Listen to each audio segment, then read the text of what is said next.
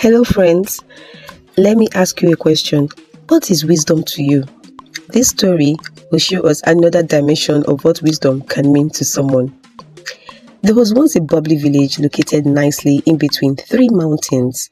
It was a very lush paradise, and the inhabitants were always merry and happy. The people in the village hardly lacked anything. Everyone had more than enough. One day, the medicine man came to the king and predicted that a long period of drought was coming. He suggested to the king that the town crier inform the villagers to be adequately prepared for the inevitable. This instruction was carried out immediately. Everyone started panic buying and harvesting their foodstuff and farm produce.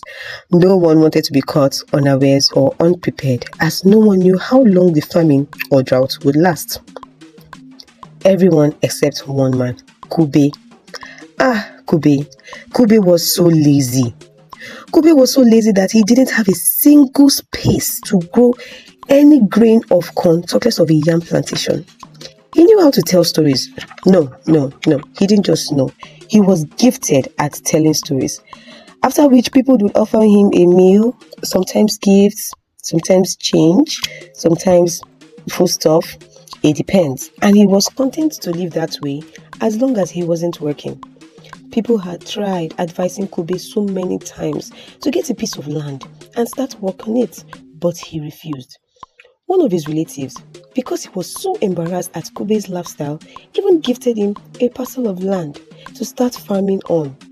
Kube visited the land only once, climbed some trees, ate the fruits, and slept off on the branches.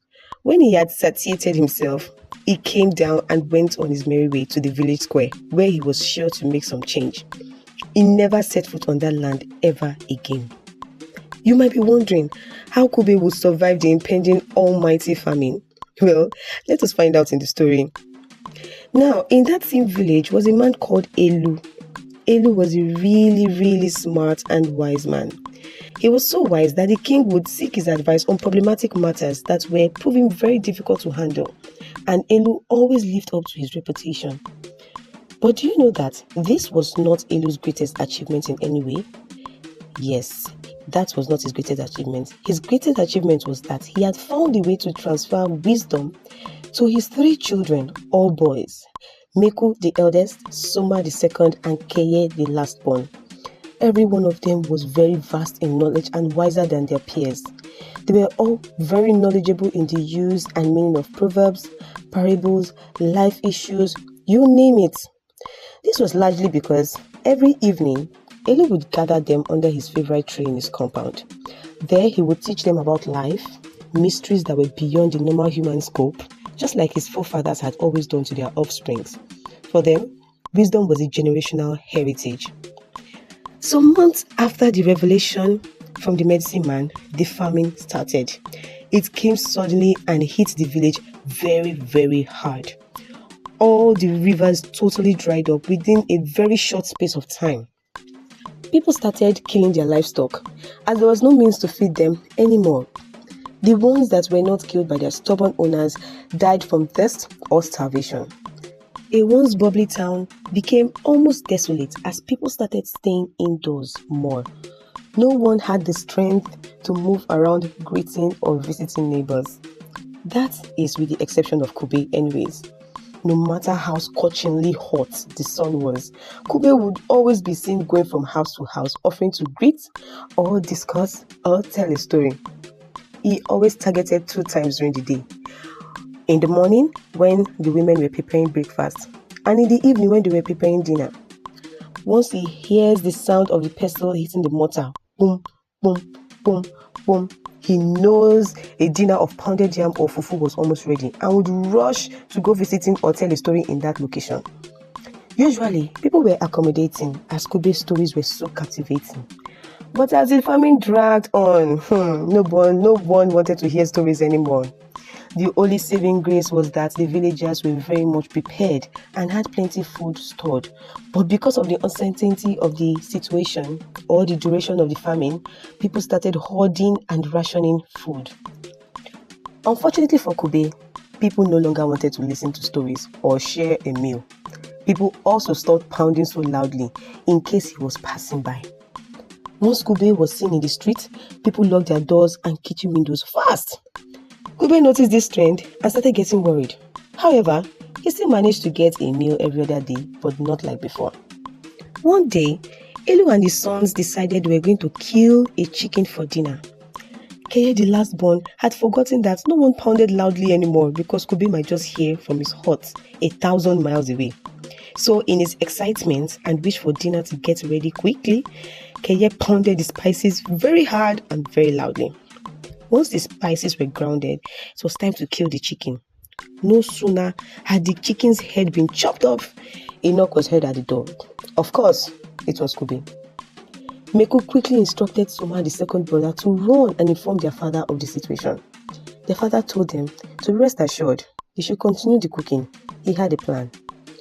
The boys let a visibly irritated Kube, who was not happy to have been left standing at the door under the scorching sun for so long. Though annoyed, Kube refused to be distracted from his mission. He had heard pounding, although it was faint because of the distance. But from the feel of the atmosphere in the house, he knew he was in the right place. He was warmly received by Elu, who quickly instructed his youngest son to get a cup of water for Kube, while leading him under the tree shade some distance away from the house and also the kitchen. Kube started talking and talking. Inwardly, he had estimated that in an hour, dinner would be ready, so he knew just what to say to fill in the time. Kube talked and talked and talked and talked. Elu, fully understanding his guest, obliged him and allowed him to talk to his heart's content while nodding from time to time. Meanwhile, the boys were very busy cooking the chicken. The sweet aroma of boiled chicken wafted to Kube's nose, and what a delight he felt.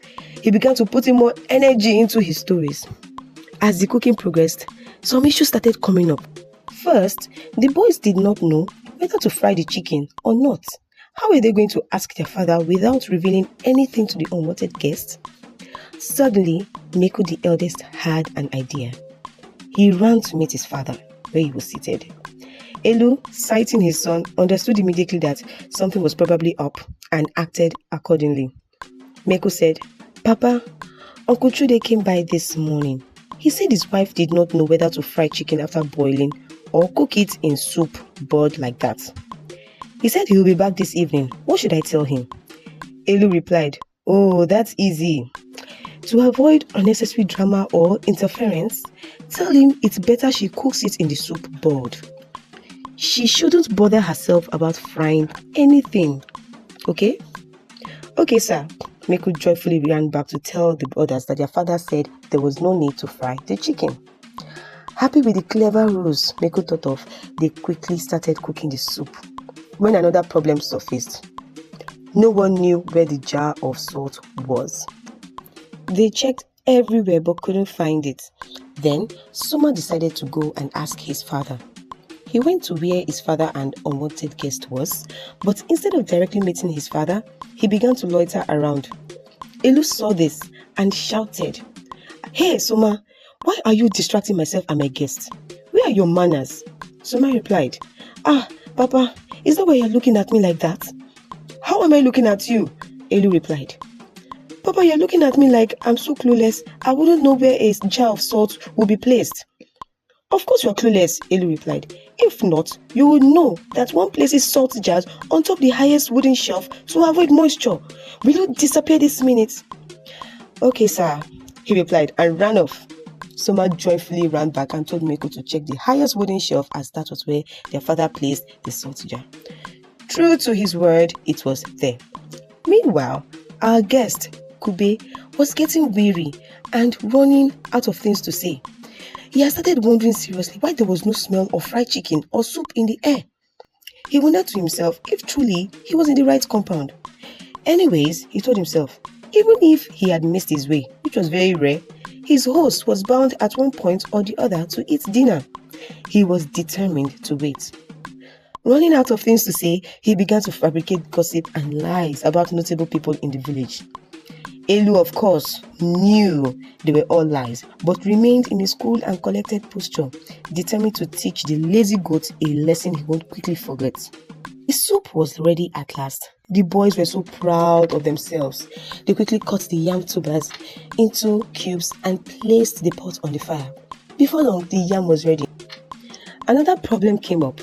Should the yam be pounded or eaten like that?